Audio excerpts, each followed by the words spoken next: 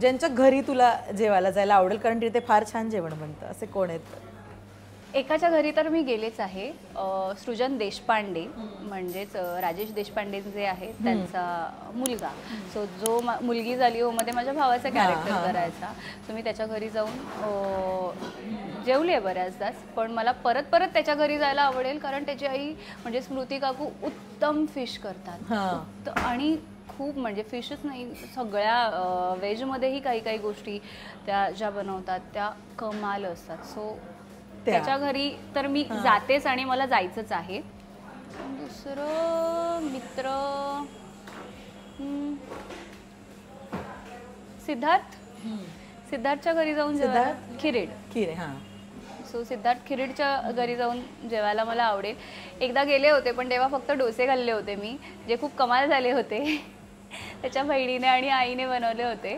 So जेवण नाही झालंय माझं त्याच्या घरी. सो सिद्धार्थच्या घरी जाऊन डेफिनेटली मला जेवायला आवडेल.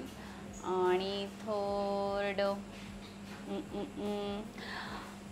ह्या मन धागा धागामध्ये केदारची जी भूमिका करतो म्हणजेच सोहन नांदुर्डीकर, सो त्याची बायको खूप उत्तम स्वयंपाक करते. त्याने एकदा असंच सेटवर काहीतरी आणलं होतं आणि असं वेगळं काहीतरी मेक्सिकन टाईप सॅलड का काहीतरी त्याच्या बायकोने त्याला बनवून दिलं होतं, जे अमेझिंग झालं होतं. सो त्याच्यावरून कळलं की ह्याची बायको उत्तम स्वयंपाक करते. सो एक त्याच्या घरी जाऊन जेवायला खरंच आवडेल. ओके. सो दिव्या, मला कळलं की तुला कोणाकोणाकडे जायचं जेवायला. आता मला अशी 3 लोक सांग ज्यांना तुझ्या सेलिब्रिटी फ्रेंड्सला तुला तुझ्या घरी जेवायला बोलून तू बनवलेलं जेवायला द्यायला आवडेल. कोणाकोणाला बोलवशील?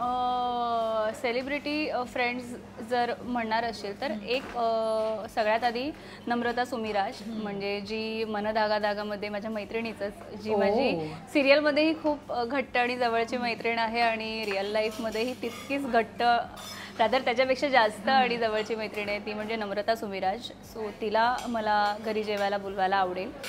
त्याच्यानंतर सेकंड सेलिब्रिटी नाही पण ती सेलिब्रिटीजना बनवते असं म्हणेन मी, किंवा बनवते म्हणण्यापेक्षा ती कॅमेऱ्याच्या मागे काम करते. सो पूजा, जिला तू ओळखतेसच, पूजा कुलकर्णी.